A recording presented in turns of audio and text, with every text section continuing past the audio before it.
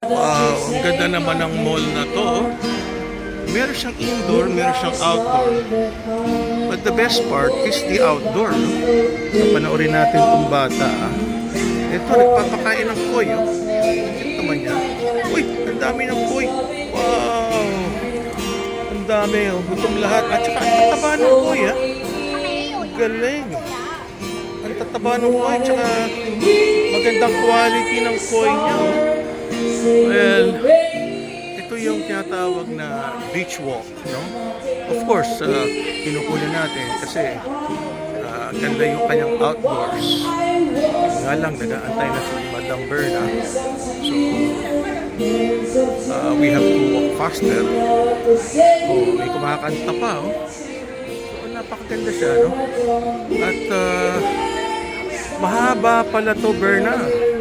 Isang buong paikot, oh. Isang buong paikot siya. Diba? Ayan, oh. Paikot siya, oh. O, tapos may mga, may mga bridges. Ayun. So, yung mga koy siguro hanggang dun sa dulo, yung mga koy. Paikot nga. Paikot nga siya. O, tapos may bridges. Siyempre, dadaan ka sa bridges. Yung mga nagpapakain ng inaantay ng mga koy. Alright. Ito na yung mall. So, pag pumasok ka dyan,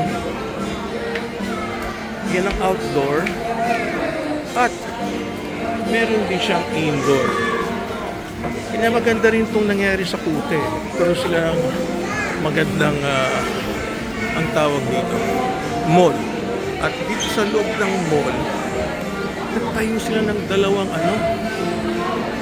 hotel. Isang pang Marriott, yung Elo, at isa naman ano ba yun?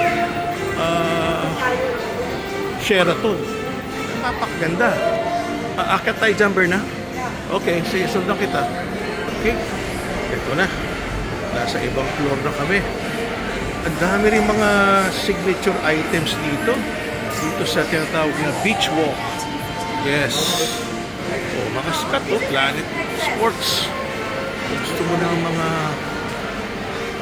pang sports.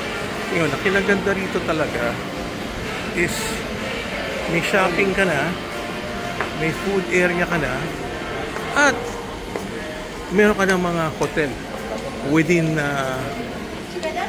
the area. Hindi ka na kailangan lumabas pa. Yes. Ayun, may H&M pa, oh. Actually, hindi lang namin na-discover to, eh. Alam na namin itong beach walk, pero we didn't realize meron palang mga hotel dito. Kaya maswerte at sinubukan namin yung Marriott Hotel na 8 Loft. Mura pa, maganda na. Wow, ano naman meron dyan? Food court. Mama Berna, that looks like a food court, no? Ba, maganda, oh. High ceiling, oh. Food court nga. Yung food court nasa taas. Oh, ito yung paborito ko. Bebek Tepi Sawa. Pero hindi ako nagsasawa sa kanya. Masarap talaga ang bebek. Yung bebek, yun yung duck, eh. Ano gusto mong gawin, Berna? Mag-ice cream? Kumain na kami, pero si Madam Berna gusto pa raw mag-dessert. Okay. Susundan lang natin. Follow ng follow. At the same time, nagbablog. Okay, so this is the beach walk. We're excited to go around because of the hotel. Palagi ko dati walang hotel, eh. Ngayon lang siguro nila naisipan maglagay ng hotel around the mall. Imagine, meron kang Sheraton, 5-star yun. Yung Marriott namin, I think it's only 4-star. But maganda siya. Maganda yung concept mo. Berna, pwede na ako umupo. Hindi ako marinig ni Berna.